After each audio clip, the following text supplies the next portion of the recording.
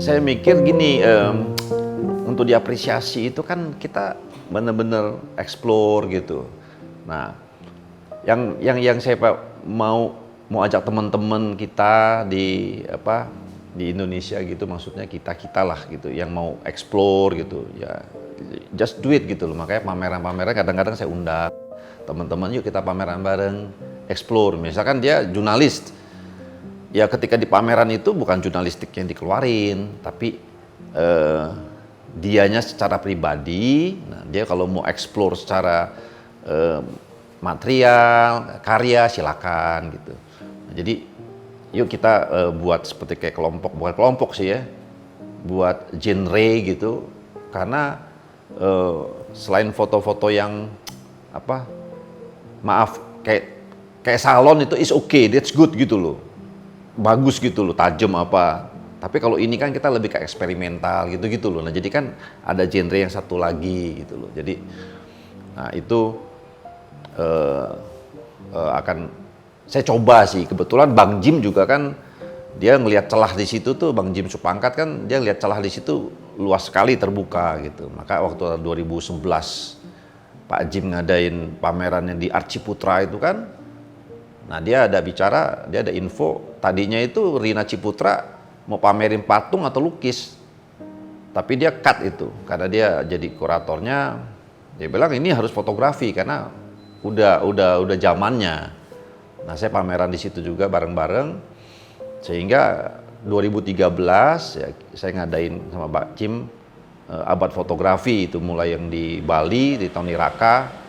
Nah, itu idenya adalah mau buat explore ke fotografi karena digitalnya itu gitu loh.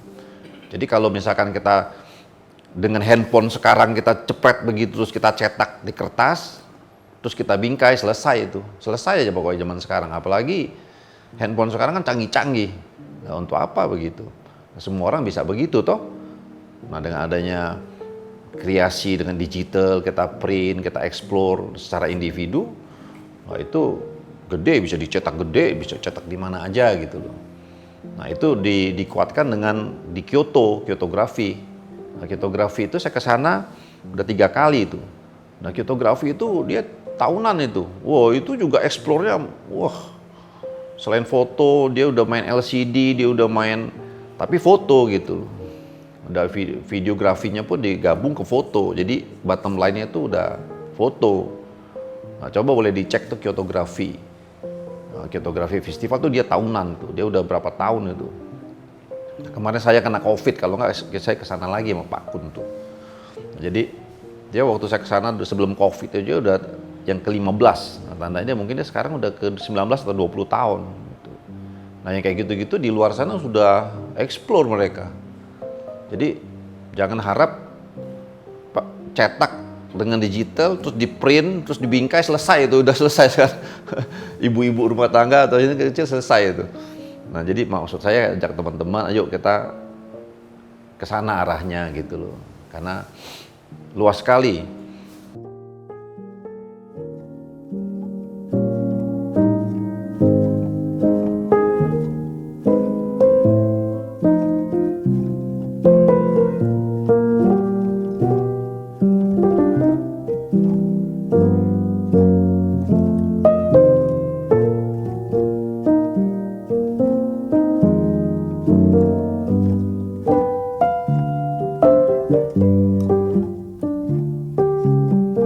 Kembali ke pameran atau ke konten itu, display itu menurut saya penting sekali, karena setelah kita proses, setelah kita hasil, Nah, ketika kita mau buat bingkai, ketika mau ukuran berapa, itu kita pikirin.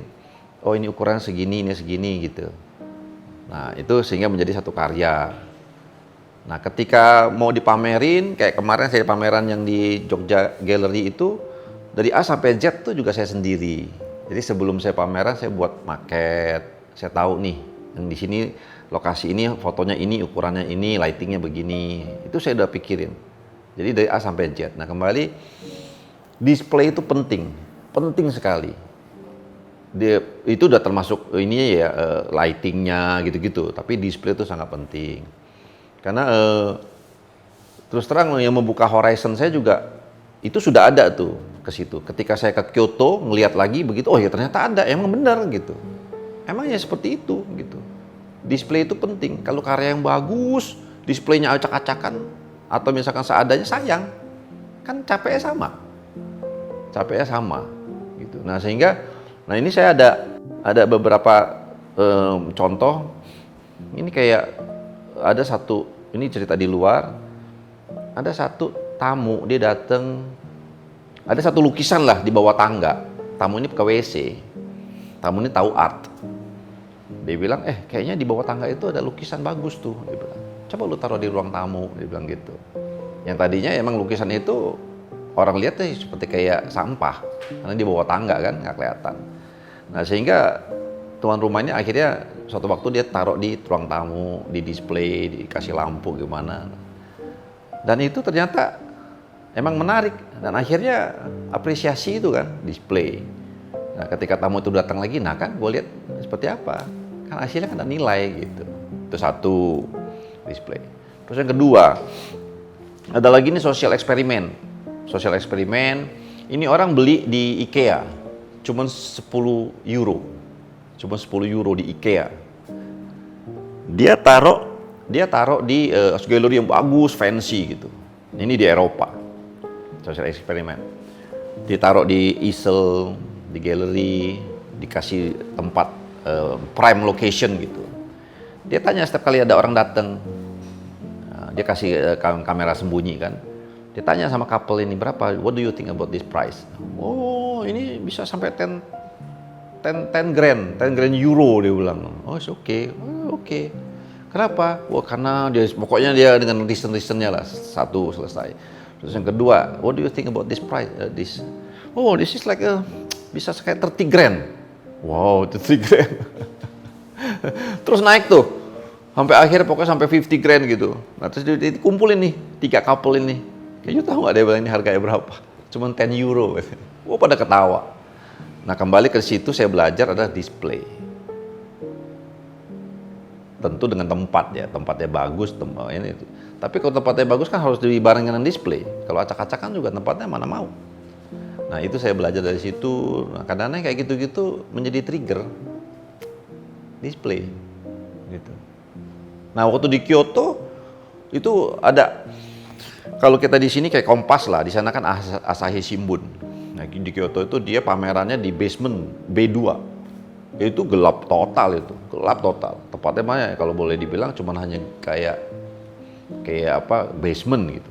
Sama dia dikasih lampu, dikasih apa, dia satu fotografer. Printnya gede pakai plastik. Printnya pakai plastik. Dikasih lampu lighting, kerennya minta ampun. Udah kembali lagi display. Nah, jadi itu saya percaya itu display. Ini sebenarnya file aslinya adalah analog. Ini pakai Kodak 3X. Ini kan sebenarnya badan saya ini. Saya shootnya di studio. Ini tahun waktu saya di Alaska di studio ini. Jadi saya pakai self timer. Nah, ini sebenarnya negatif film, terus saya scan. Nah, waktu saya print begini, ini kan kalau filmnya sendiri kurang lebih 99 lah, kurang lebih 99. Terus 89 atau 99 saya lupa. Nah, terus kalau karyanya ini sendiri waktu kemarin saya pameran 2021. Ini 2021. Nah, kenapa saya buat bagi bidang begini? Ya kembali lagi dengan material saya sengaja, saya mau pecah, mau buat besar, terus saya print di plywood. Saya tahu nih, nanti saya mau kasih pakai cat, nanti saya mau amplas, terus frameless. Nah itu udah dalam benak. Jadi maka jadilah karya ini gitu. Nah, terus saya kasih resin juga, tipis-tipis resinnya. Nah ini resin pun saya explore gitu. Pakai itu pembersih kaca. Ini greeny begini kan, ini menurut saya unik. Nah kembali lagi cara pemikiran Pak Cusin itu menjadi salah satu acuan saya. Makin pecah is okay, just do it gitu loh. Nah maka ada greeny begini, waktu saya explore gedein pecah ya sudah nggak apa-apa. Tapi menurut saya jadinya malah unik gitu loh. Jadi yang kayak gitu-gitu tuh ya harus dieksperimen.